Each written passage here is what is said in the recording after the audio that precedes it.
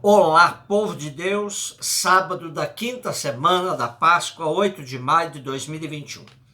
A nossa reflexão de hoje é a partir de Atos 16, de 1 a 10 e de João 15, 18 a 21. Do capítulo 16 em diante, Lucas, em Atos, vai se dedicar às viagens missionárias de Paulo.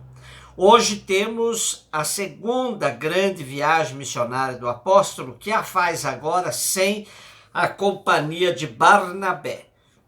Sempre se afirmou que os desacordos entre Paulo e Barnabé se deveram a uma avaliação diferente sobre João Marcos, que os abandonou na missão em Antioquia e voltou para Jerusalém.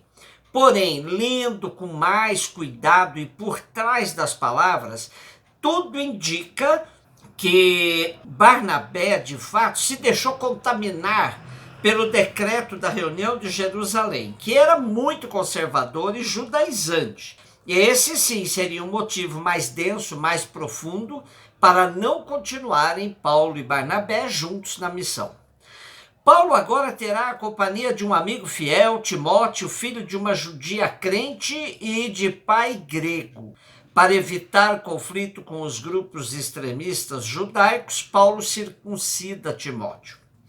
Lendo esses primeiros versículos do capítulo 16 de Atos, a gente fica com a sensação de que Lucas correu demais, sem detalhar as visitas e muito menos fundações de novas comunidades. Por tudo, dá a impressão mesmo que Lucas queria fazer Paulo chegar logo à Grécia. Parece que a estada de Paulo na Grécia sofria muitos questionamentos e Lucas queria dirimir tais dúvidas. E para confirmar a autenticidade da missão do apóstolo, Lucas narra que a iniciativa da direção missionária não era de Paulo, e sim do Espírito Santo. É o Espírito Santo que vai fazendo o roteiro da missão e guiando os missionários para a Europa, para a Macedônia. Interessante ainda observar que deste trecho em diante, o verbo é conjugado na primeira pessoa do plural, nós, dando a entender que Lucas fazia parte da comitiva missionária. Porém, hoje é muito comum admitir que Lucas tinha como fonte bilhete de um outro missionário. Espero que todos os que me acompanham estejam se deliciando com as narrativas de Atos dos Apóstolos, que é, sem dúvida, um texto fascinante sobre o caminho da palavra nos primeiros momentos do cristianismo. Tempo de grandes aventuras e audácia dos missionários cristãos que, imbuídos do convencimento da grandeza da Boa Nova, querem transmiti-la sempre mais a um número maior de pessoas. É impressionante observar o raio de ação dos primeiros, que em tão pouco tempo evangelizam a Ásia Menor e, por meio da Grécia, passam para a Europa, rumo à capital do Império, Roma. Devemos à garra e destemor dos primeiros a expansão significativa do movimento cristão, pois sem eles a Boa Nova não teria chegado até nós. João 15, 18 a 21. É bom que não nos esqueçamos de que continuamos a ler trechos do longo discurso de despedida de Jesus, que abrange os capítulos de 13 a 17. Continuo insistindo que vale a pena lê-lo na íntegra, pois nos dá uma visão completa, uma visão muito mais clara de todas essas pequenas perícopes que vamos acompanhando no dia a dia. Vejamos os versículos de hoje.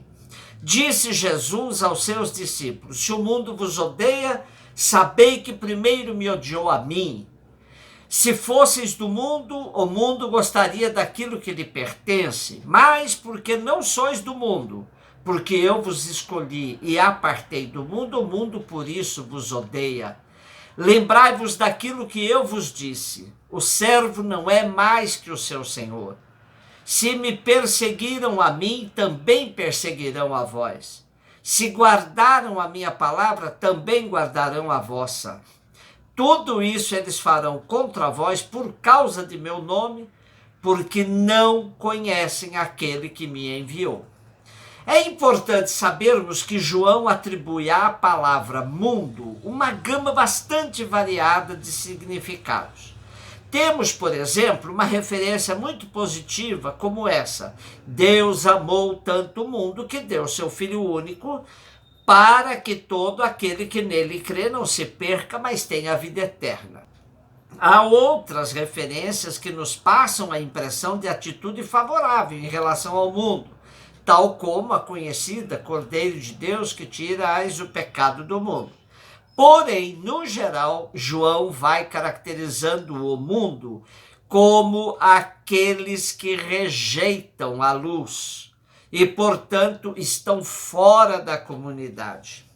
Daí vem a oposição entre a comunidade joanina e o mundo, também identificado em alguns casos com os judeus. O mundo é incompatível com Jesus e com seu espírito.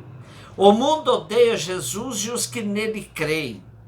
Assim se entende quando Jesus diz que o mundo odiará os discípulos porque ele já foi odiado pelo mundo. Ora, se ele, sendo o Senhor, foi odiado pelo mundo, os seus seguidores também o serão, porque o servo não é maior que o seu Senhor.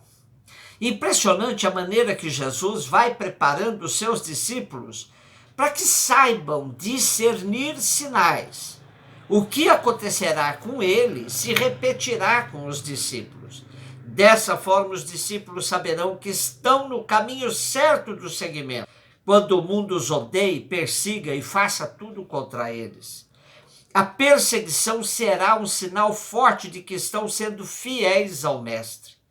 Porém, por mais que a gente saiba disso, no momento que sofremos difamação, calúnia, perseguição, por causa da nossa fidelidade ao Evangelho, ao projeto de Jesus, é difícil erguer a cabeça e saber discernir esse sinal como identificação com o caminho do Mestre.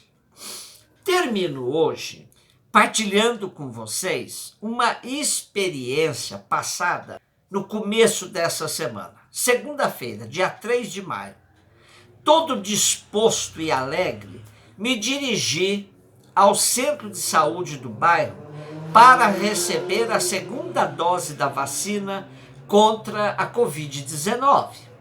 Peguei a senha, entrei na fila e quando chegou a minha vez, a vacina tinha acabado. Sentimento de frustração. Voltei para casa refletindo o acontecido. Claro que o primeiro pensamento foi de indignação.